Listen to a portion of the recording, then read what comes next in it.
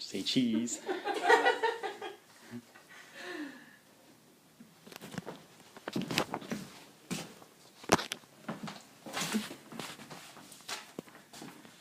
Okay.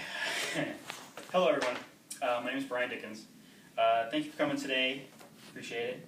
I was garage schooled from the time my father put a wrench in my hand and said, "Hey, start turning that bolt."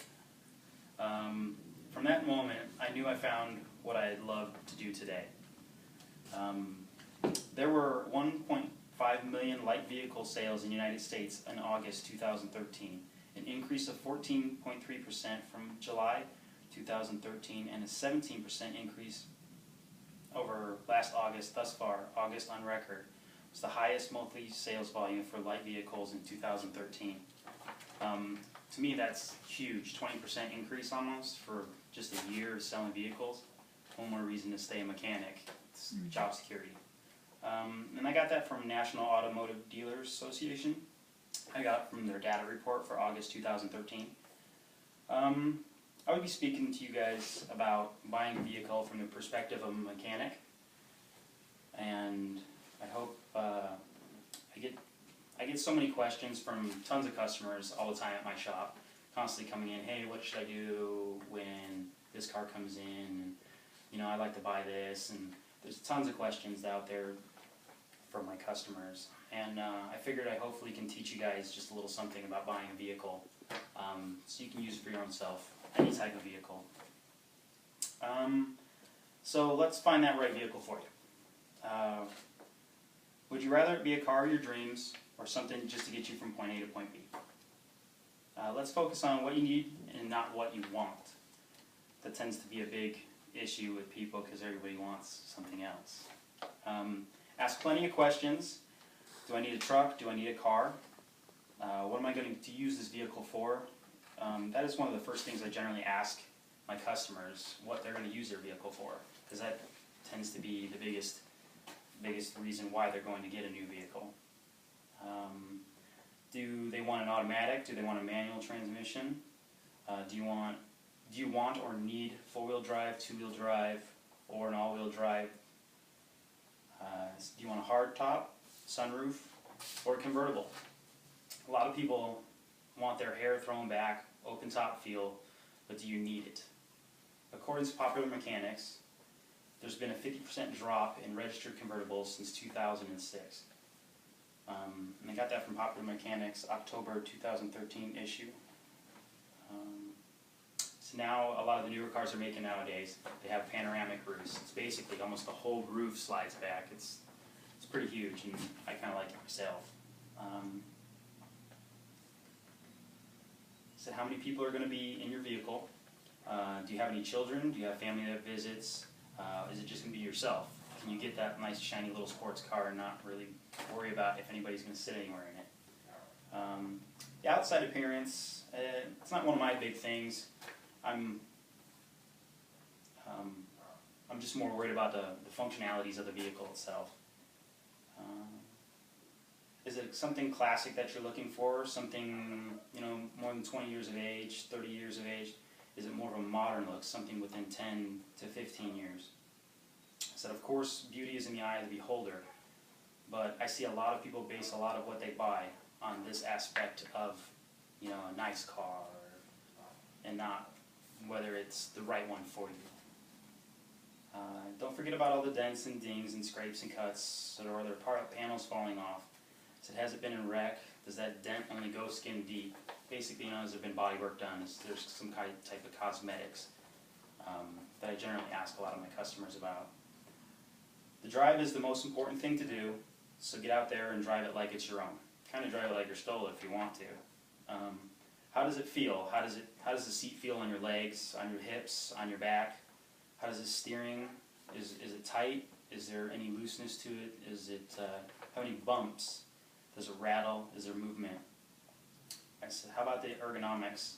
Can you reach things? Does it have a good layout and reference from where you sit? Is it easy to get to your stereo? Is it easy to turn signals? Is it easy to get in and out of the car? That's a big thing. I see a lot of older customers that get in and out of their cars, and some of them it's hard for them to step up or step down or get up, get down.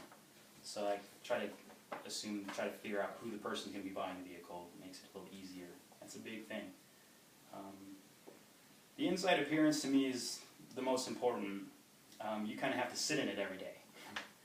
You have to look in it every day. You have to be the one that gets to go, oh great, I get to get in my car again. It could be where you spend most of your day. For some people drive in their cars for hours at a time. Try getting stuck in I-5 traffic in San Francisco for 4 hours. Been there.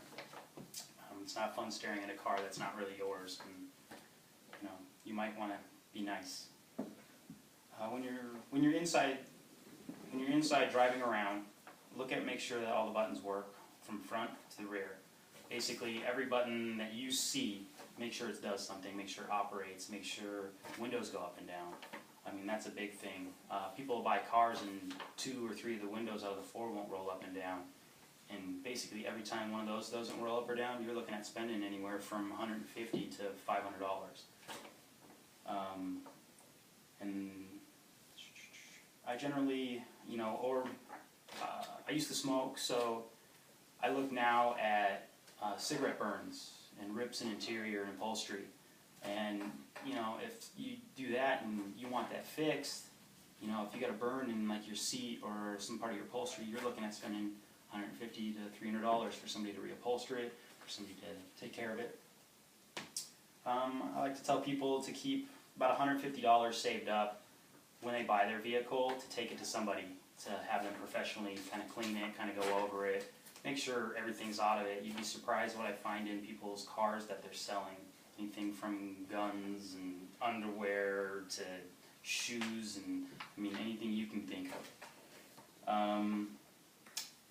And how about a budget? Budget, how much do you have to spend? Will you be financing? Will you have to repair anything right away? Have a budget. Having a budget teaches you what you can buy and what you can afford. People come to me every week asking about buying a used car and then base your decision off of money and max out what they can spend. You could spend less and get a lot more if you just have a mechanic or somebody with some eyes take a look at it. Safety has become a big concern over the past 50 years or so. It took 60 years of making cars on assembly lines for people to realize the importance of seatbelts. Seatbelts were first installed in passenger cars in the late 1950s, and their installation in all newer vehicles was required in 1968. Department of Transportation, I got that information from, and National Highway Traffic Safety Administration. I just found that the seatbelt thing, a lot of people are always like, buckle up, buckle up, buckle up, buckle up. And you don't understand, that I couldn't believe we went through 60 years of history and nobody really said anything about keeping people in the car if there was a wreck or an accident. So I thought that was kind of interesting. Airbags, and how many nowadays? Today there are more than we can count.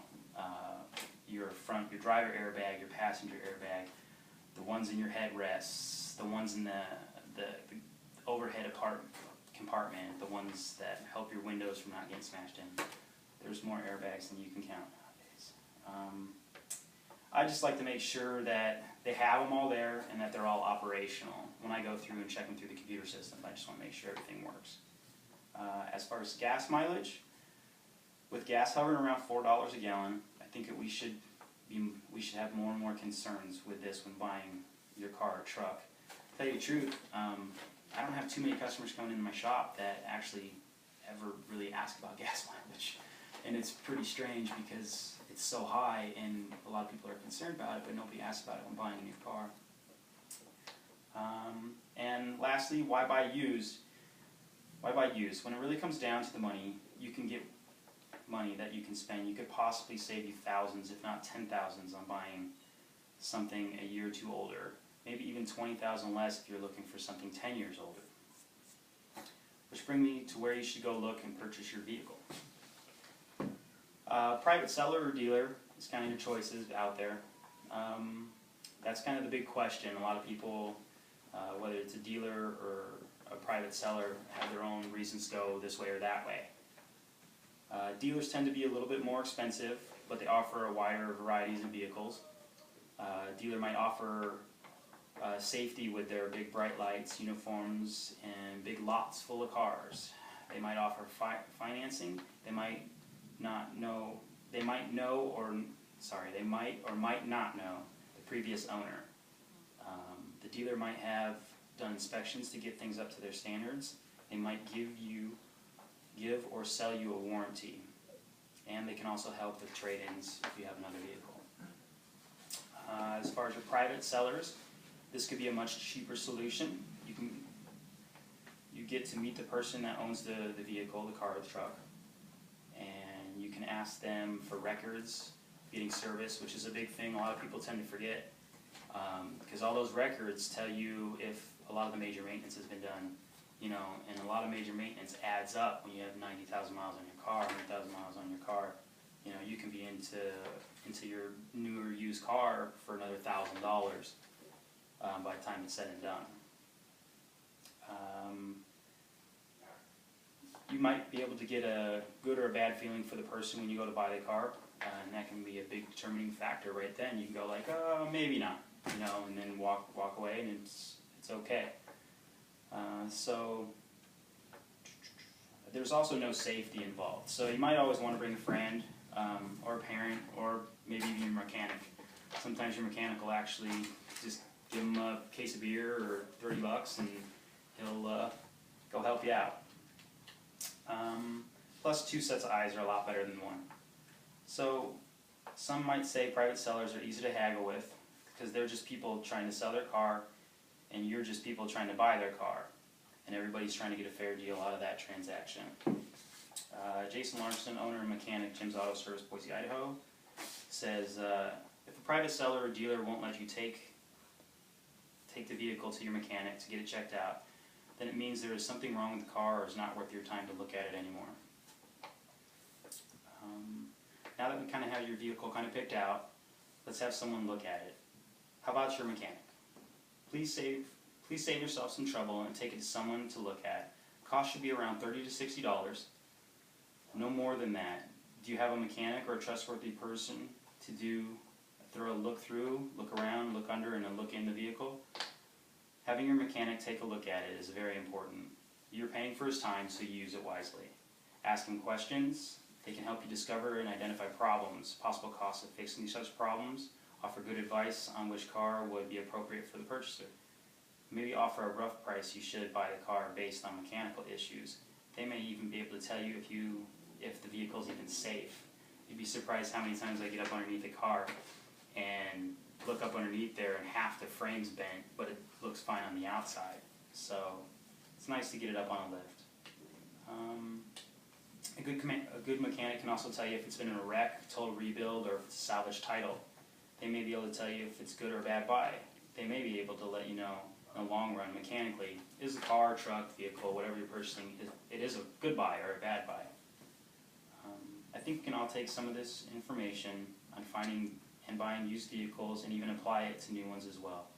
Always have somebody in my profession look at the car or truck before the purchase. It's hard to help you out after you've already bought the vehicle and it might need thousands of dollars in work. Try to make the right choice in getting the car and truck from your dealer or a private seller. Whether it's selling or buying, I'm sure we've heard the saying, what's the blue book on that? Well, it comes from Kelly's Blue Book. Everybody kind of knows the KBB.com, but they've actually had books out since the early 1900s. About 20 years ago, I'd say right around the first time I bought my own. I think I was like 14, 15 at that time. And it was like $3 or $4. And I was like, oh great, maybe I'll go buy my own car soon. A little quote from their site was, when the KBB was launched KBB.com was launched in 1995, it charged customers $3.95 for a pricing report. Basically, pricing report, is everything, the laundry list of your vehicle, what it has, what it don't has, and how much it's going to cost you. Almost immediately, Kelly Blue Book received emails from some of the customers arguing that information on the internet should be free.